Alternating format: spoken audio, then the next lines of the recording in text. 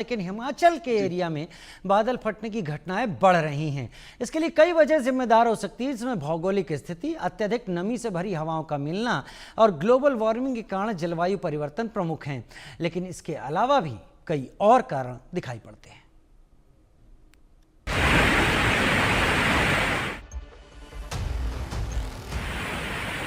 16-17 जून 2013 जब उत्तराखंड के केदारनाथ में भारी बारिश हुई, जिसके बाद बादल फटा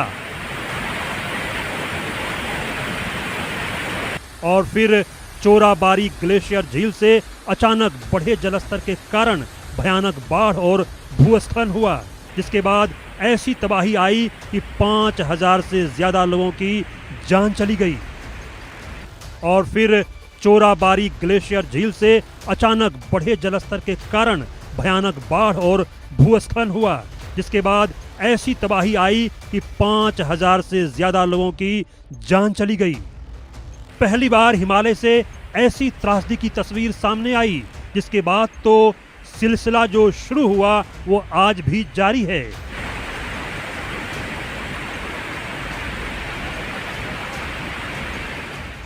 विशेषज्ञ इसका कारण ढूंढ रहे हैं कि आखिर ऐसा क्यों हो रहा है, जिसकी वजह से हिमालय में भारी तबाही मची हुई है। और जानकारों की माने तो जलवायु परिवर्तन हिमालय में बढ़ती आपदाओं का सबसे बड़ा कारण है। वैज्ञानिकों के मुताबिक हिमालय रेंज में पिछले एक सदी में औसत तापमान 1.6 डिग्री सेल्सियस बढ़ चुका है। इससे मौसम के पैटर्न में बदलाव आया है। हिमाचल प्रदेश हिमालय के पश्चिमी हिस्से में स्थित है, जो दुनिया का सबसे युवा पर्वत श्रृंखला है। यह भौगोलिक रूप से अस्थिर और भूकंप के लिए संवेदनशील क्षेत्र है। जलवायु परिवर्तन के कारण हिमालय के ग्लेशियर तेजी से पिघल रहे हैं। इससे नदियों में पानी का स्तर बढ़ जाता है, जिससे बाढ़ का खतरा बढ़ता है। साथ ही ग्लेशियरों के पास बादल फटने की घटनाएं भी ज्यादा होती हैं, क्योंकि वहां ठंडी और गर्म हवाओं का मेल होता है। तो क्या इन कारणों को रोकने के उपाय भी हैं, जिसे अमल में लाकर बादल बम को तबाही मचाने से रोका जा सके? सभी विकास परियोजनाओं से पहले सख्त पर्यावरणीय जांच होनी चाहिए। सड़कों और इमारतों के लिए टेरेसिंग और पर्यावरण अनुकूल तकनीकों का उपयोग करना चाहिए। जंगलों की कटाई पर रोक और पुनर्वनीकरण को बढ़ावा देना चाहिए। हर ग्राम पंचायत और शहरी क्षेत्र में स्वचालित मौसम स्टेशन स्थापित किए जाएं। पर्यटन को पर्यावरण के अनुकूल बनाना चाहिए, ताकि प्राकृतिक संसाधनों पर दबाव कम पड़े। आपदा प्रबंधन योजनाओं को मजबूत करना और स्थानीय लोगों को प्रशिक्षण देना चाहिए। अगर हिमालय रेंज को तबाही से बचाना है, तो जरूरी है कि इन सुझावों पर अमल किया जाए। नहीं तो हर साल हिमाचल प्रदेश से लेकर उत्तराखंड तक हिमालय की गोद में बादल बम फटेंगे और पृथ्वी तबाह हो जाएगी। Bureau report, India news. Anurag मेरे साथ लगातार जुड़े हुए हैं, ब्यूरो चीफ हिमाचल। अनुराग, पिछले साल एक बड़ा प्लान तैयार किया गया था हिमाचल में कि मानसून के दिनों में कैसे लोगों को, एक नदी के साथ साथ रहने वाले लोगों को सचेत करना है, क्या उसका एसओपी होना है। क्या इस बार उसके चलते सफलता मिली या फिर उसको बदलने की जरूरत महसूस हो रही है अगले साल के लिए? देखिए राजीव, ये सिर्फ केवल और केवल खोखले वादे हैं और खोखली बातें हैं, जिसको लेकर सरकार ने आम जनता को एक लॉलीपॉप की तरह, अगर हम बोलें तो वो दिया गया। अगर जमीनी स्तर पर काम करें तो बिल्कुल भी नहीं हुआ। आपने देखा होगा आज भी नदियों के किनारे टूट रहे हैं, पहाड़ से सड़कें दरक रही हैं, सड़कें टूट गई हैं। आपने देखा होगा 300 से ज्यादा जो सड़कें हैं वो अभी तक खराब हो चुकी है। अगर आप शिमला, मंडी, कुल्लू, चंबा, सिरमौर, कांगड़ा, ये मेन थे जो प्रभावित थे। उसके बाद अगर आप बात करें शिमला नेशनल हाईवे, वो बुरी तरह से आहत है।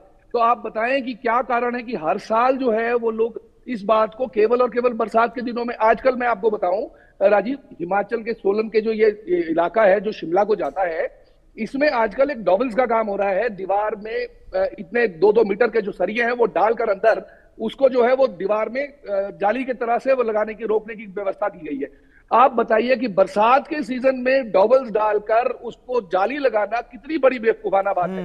अब ये कहें कि ये ठेकेदारों की गलतियां हैं या सरकार के मापदंड नहीं है, अवैज्ञानिक तरीके से कटिंग की गई है, या आप ये कहें कि 12 मीटर, आप देखिए कमाल की बात, 12 मीटर के बाद 1 मीटर का स्टेप होना चाहिए। आप देखिए 100 मीटर की कटिंग है, कहीं भी कोई बेंच नहीं बना।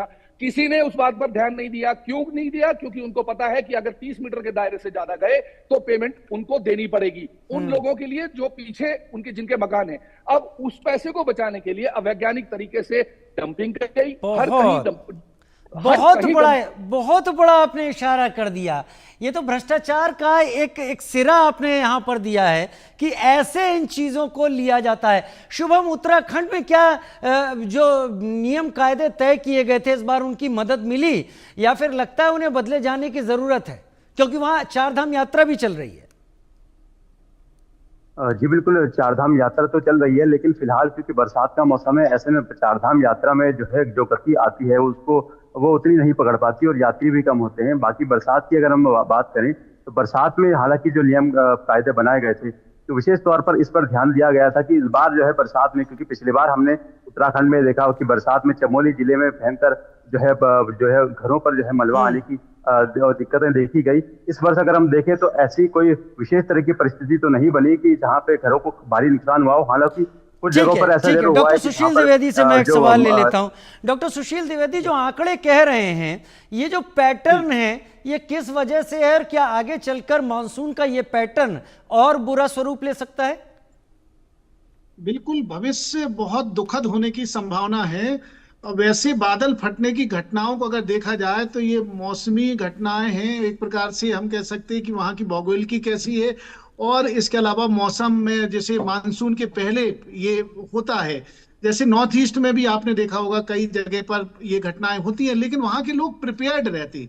लेकिन जो आप देख रहे हैं, जो अपने देश का मुकुट है जिसे हिमालय कहते हैं, और हिमालय वाले राज्य हैं, वहां पर बेतरतीब विकास हुआ है। आप इस चीज से पूरी तरह से सहमत होंगे।